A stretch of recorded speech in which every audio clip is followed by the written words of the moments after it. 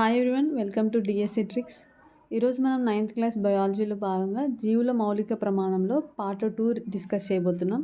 Already part 1 discuss చేశాము. దాని యొక్క లింక్ నేను డిస్క్రిప్షన్లో ప్రొవైడ్ చేస్తాను. ఇంకా ఎవరైనా ఆ వీడియో చూడకపోతే ఆ వీడియో చూడండి. అండ్ ఆహార వనరుల అభివృద్ధి లెసన్ కూడా కంప్లీట్ చేశాం. దాని యొక్క లింక్స్ కూడా నేను డిస్క్రిప్షన్లో ప్రొవైడ్ చేస్తాను. వాటిని కూడా చూసి ఒకసారి చెక్అవుట్ చేయండి. ఓకే, లేట్ చేయకుండా టాపిక్లోకి వెళ్ళిపోదాం. ప్లాస్మా పొర గురించి మనం చూస్తున్నాం. ప్లాస్మా పొర అనేది చాలా మృదువుగా ఉంటుంది అండ్ దేంతో నిర్మితమై ఉంటుందంటే లిపిడ్స్ మరియు ప్రోటీన్లతో నిర్మితమై ఉంటుంది. చాలా ఇంపార్టెంట్, లిపిడ్స్ మరియు ప్రోటీన్స్తో నిర్మితమై ఉంటుంది. నెక్స్ట్ వచ్చేసి ఎండోసైటోసిస్ అంటున్నాం. ఎండోసైటోసిస్ అంటే ఏంటి అంటే ఒక కణం తీసుకున్నప్పుడు కణత్వచానికి బాగా సాగే గుణం ఉంటుంది అనమాట. ఎట్లా తిరిగితే అట్లా సాగే గుణం ఉంటుంది. ఈ సాగే గుణం వల్ల ఏం చేస్తుందంటే కణం వెలుపలికి ఏదైనా ఆహారం ఉంటే ఏం చేస్తుందంటే ఆ కణత్వచం అనేది ఆ ఆహారాన్ని ఈ కణత్వచాన్ని సాగదీసి ఆ ఆహారాన్ని మింగేస్తుంది అన్నమాట. చూడండి, ఈ కణత్వచం అనేది ఏం చేస్తుందంటే సాగుతుంది అన్నమాట, ముందుకి సాగి ఆ ఆహారాన్ని కణం లోపలికి తెచ్చేసుకుంటుంది. ఓకేనా? అంటే ఇక్కడ చూడండి, కణత్వచానికి ఉండేటువంటి సాగే గుణం వల్ల అది కణానికి వెలుపల ఉండేటువంటి ఆహారాన్ని కానీ ఇతర పదార్థాలను కానీ చుట్టుముట్టి కణంలోకి గ్రహిస్తుంది. ఓకేనా? దీనినే ఏమని పిలుస్తాం అంటే ఎండోసైటోసిస్ అని పిలుస్తాం. మరి బెస్ట్ ఎగ్జాంపుల్ ఏంటి అంటే మనకి అమీబా ఇంతే కదా, తన మిథ్యా పాదాల ద్వారా ఏం చేస్తుంది, ఆహారాన్ని గ్రహిస్తుంది. ఓకేనా? సో ఇక్కడ మనం ఏం గుర్తుపెట్టుకోవాలంటే కణత్వచానికి సాగే గుణం ఉంటుంది. కణత్వచం, ఎండోసైటోసిస్ అనేది ఏంటంటే కణత్వచం వల్లనే జరిగేటువంటి ప్రక్రియ అన్నమాట. ఓకేనా? నెక్స్ట్ మరి మనకు చాలా ఇంపార్టెంట్ ఏంటి అంటే కణ కవచం. ఓకేనా? కేవలం మొక్కలలో మాత్రమే కనిపించేటువంటి భాగం, మొక్కలలో మాత్రమే కనిపిస్తుంది. ఇంకా వేటిలో ఈ భాగం అనేది, ఈ కణాంగం అనేది కనిపించదు అనమాట. అది ఏంటి అంటే కణ కవచం. కణత్వచం అంటే ప్లాస్మా పొరతో ఏర్పడినది, అది కామన్ అన్నిట్లో ఉంటుంది. కణ కవచం అనేది మాత్రం, ఓకేనా, కణ కవచం అనేది మాత్రం కేవలం మొక్కల్లోనే ఉంటుంది. ఎందుకు మరి మొక్కల్లో మాత్రమే ఉంటుంది, జంతువులలో ఎందుకు ఉండదు అంటే ఈ కణ కవచం అనేది దేనితో నిర్మితమై ఉంటుంది అంటే మొక్కలలో ఉండేటువంటి సెల్యులోజ్ అనేటువంటి పదార్థంతో ఏర్పడుతుంది. ఓకేనా? కణ కవచం అనేది దేనితో నిర్మితమై ఉంటుంది అంటే సెల్యులోజ్ అనేటువంటి పదార్థంతో నిర్మితమై ఉంటుంది. సెల్యులోజ్ అనే పదార్థము కేవలం మనకి మొక్కల్లో మాత్రమే లభిస్తుంది. ఏ జంతు కణాలలో కూడా మనకి సెల్యులోజ్ అనేది లభించదు.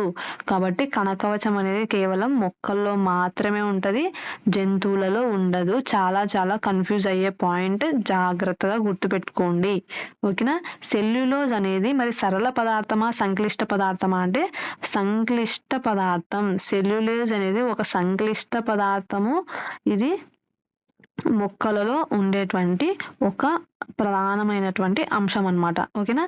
ఎక్కడ ఉంటుంది అంటే మనకి చూడండి, ఇది కణం అనుకుంటే మనకి కణం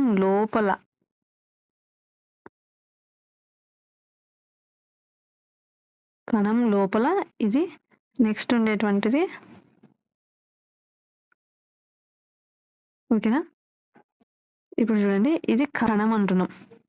ఈ సెకండ్ లేయర్ ఉంది కదా, బయట ఉంది కదా, దీన్ని ఏమంటామంటే మనం కణ కవచం అంటున్నాం. మొక్కల్లో అనమాట ఇది కణ కవచం. లోపల మూడో లేయర్ ఉంది కదా, అది ఏంటంటే ప్లాస్మా త్వచం. దీన్ని మనము కణత్వచం అని కూడా పిలుస్తాం కదా.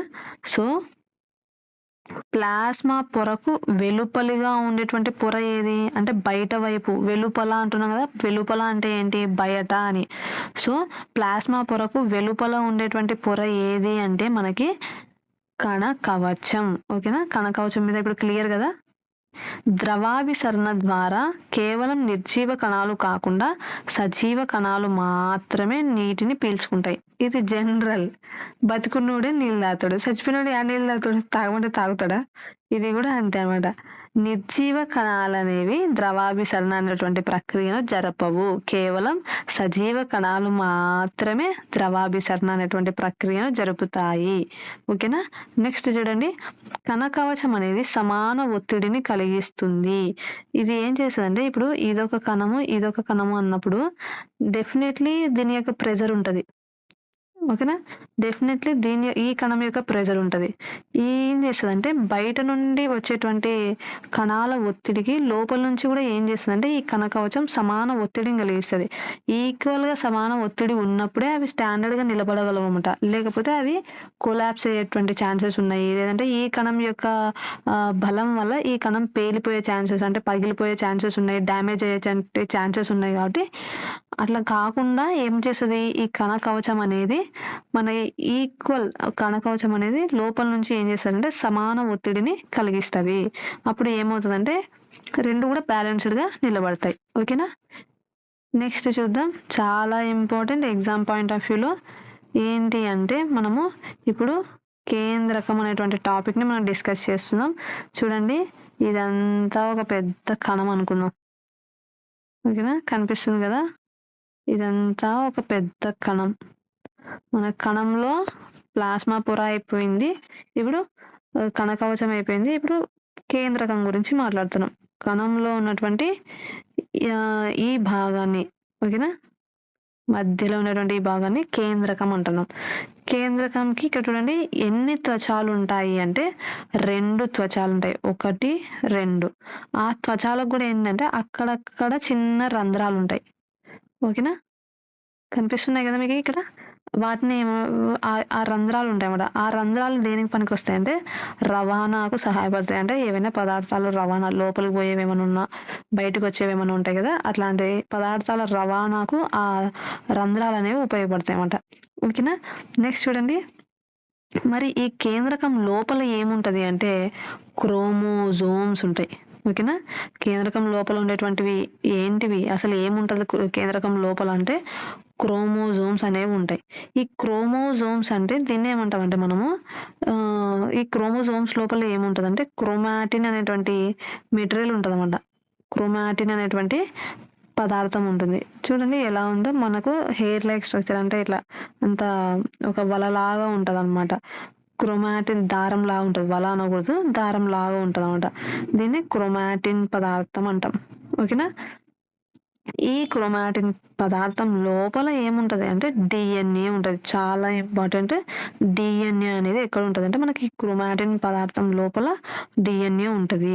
నెక్స్ట్ ఇక్కడ చూడండి, మరి ఇప్పుడు అర్థమైంది కదా, క్రోమోజోమ్స్ లోపల ఏముంటుంది, క్రోమాటిన్ మెటీరియల్ ఉంటుంది. క్రోమాటిన్ లోపల ఏముంటుంది అంటే డిఎన్ఏ ఉంటుంది.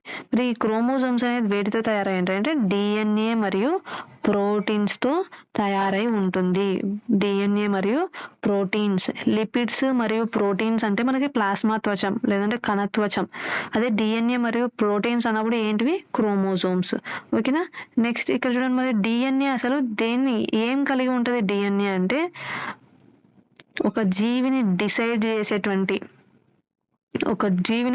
చేసేటువంటి లక్షణాలు ఈ డిఎన్ఏకి ఉంటాయి. కాబట్టి డిఎన్ఏ అంటే ఏంటంటే జన్యు సమాచారాన్ని కలిగి ఉంటుంది అన్నమాట. ఈ డిఎన్ఏ ఏం కలిగి ఉంటుంది, జన్యు యొక్క సమాచారాన్ని కలిగి ఉంటుంది.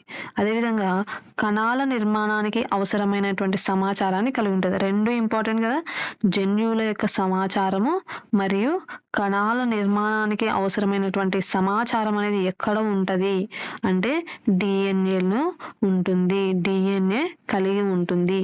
అండ్ ఈ కేంద్రకంకు ఉన్నటువంటి మరొక ఇంపార్టెంట్ ఏంటి అంటే కణంలో ఏమేమి ఉంటాయి, కణద్రవ్యం ఉంటుంది, లోపల మైటోకాండ్రియా, గాల్జీ సంక్లిష్టం, రెక్తికలు, తర్వాత ఎండోప్లాస్మిక్ రెటికులం అంటే అంతర్జీవ ద్రవ్యజాలం, ఇట్లా రకరకాల కణాంగాలు ఉంటాయి కదా, వాటన్నింటినీ కూడా ఏది కంట్రోల్ చేస్తుంది అంటే ఈ కేంద్రకం కంట్రోల్ చేస్తుంది అన్నమాట. కేంద్రకం అంటున్నాం, సెంటర్ పాయింట్ అన్నప్పుడు దానికి ఎంత వాల్యూ ఉంటుంది కదా, అంటే మిగతా కణాంగాలన్నింటినీ ఏం చేస్తుంది, ఇది తన ఆధీనంలో పెట్టుకుంటుంది అనమాట. కాబట్టి ఆ పాయింట్ కూడా మీరు గుర్తుపెట్టుకోండి. కేంద్రకం యొక్క విధులు అంటే ఏంటి అంటే ఇది దేనిలో పాల్గొంటుందంటే ప్రత్యుత్పత్తిలో దీని యొక్క పాత్ర ప్రధానంగా ఉంటుంది అనమాట. ఓకేనా? కేంద్రకం అనేది ప్రత్యుత్పత్తిలో ప్రధాన పాత్ర పోషిస్తుంది. ఇక్కడ కేంద్రక పూర్వజీవులు అంటున్నాం. మనకి కేంద్రక పూర్వజీవులు, నిజ కేంద్రక జీవులు అనేవి ఉన్నాయి. నిజ కేంద్రక జీవులు అంటే ఏంటి? ఏవైతే కేంద్రకం అనేది ఏ కణాలలో అయితే స్పష్టంగా కనిపిస్తదో వాటిని ఏమని పిలుస్తామంటే నిజ కేంద్రక జీవులు అంటాం. ఓకేనా? ఇక్కడ చూడండి మీకి ఒక చిన్న ఎగ్జాంపుల్ ఒకటి చెప్తాను.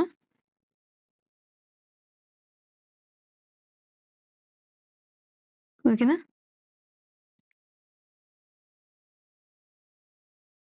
ఇప్పుడు ఇది ఏ అనే ఒక కణం అనుకుందాం. ఇది బి అనేటువంటి ఒక కణం అనుకుందాం. కణం యొక్క విధిలో వచ్చేసి ఇది ప్రత్యుత్పత్తిలో ప్రధాన పాత్ర పోషిస్తుంది. ఓకేనా? మరి జన్యువుల సమాచారము, కణాల నిర్మాణ సమాచారం అంతా దీంట్లోనే ఉంటది కాబట్టి ఆటోమేటిక్‌గా ఇది ప్రత్యుత్పత్తిలో ప్రధాన పాత్ర పోషిస్తుంది. నెక్స్ట్ ఇక్కడ కేంద్రక పూర్వజీవులు అన్నారు.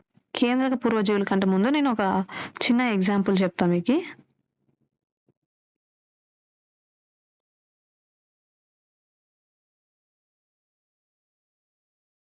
ఇవి 2 ఇది ఏ అనే ఒక బకెట్ అనుకోండి.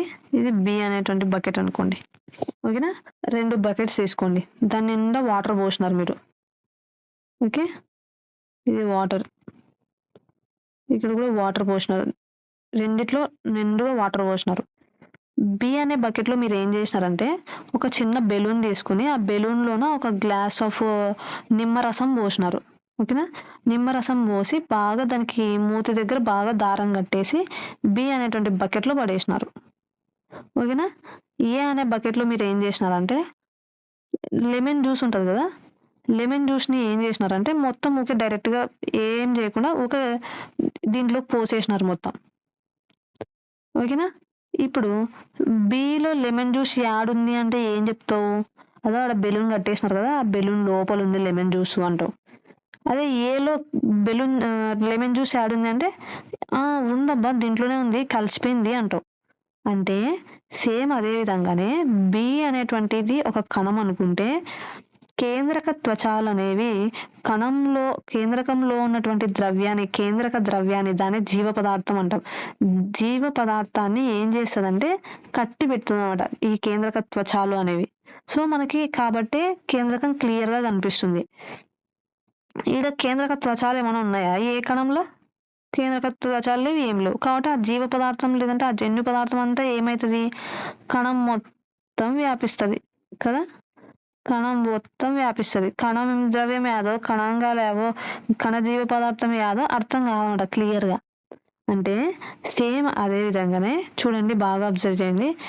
కేంద్రక త్వచాలు కలిగి ఉంటది కాబట్టి, కేంద్రకం బాగా స్పష్టంగా కనిపిస్తుంది కాబట్టి, బి కణాన్ని ఏమని పిలుస్తాం అంటే నిజ కేంద్రక కణం అని పిలుస్తాం. ఓకేనా? ఇక్కడ ఏలో గూడా కేంద్రక పదార్థం ఉంది. కేంద్రక ఆమ్లాలు కలిగి ఉంది. కానీ సరిగ్గా ఏర్పడని ప్రాంతాన్ని ఏమని పిలుస్తామంటే మనం ఇక్కడ న్యూక్లియాయిడ్ అని పిలుస్తామంట. సరిగ్గా ఏర్పడని కేంద్రక ప్రాంతాన్ని న్యూక్లియాయిడ్ అంటాము. అదేవిధంగా ఆ జీవులను ఏమని పిలుస్తామంటే, ఆ కణాలను ఏమని పిలుస్తామంటే కేంద్రక పూర్వ కణాలు.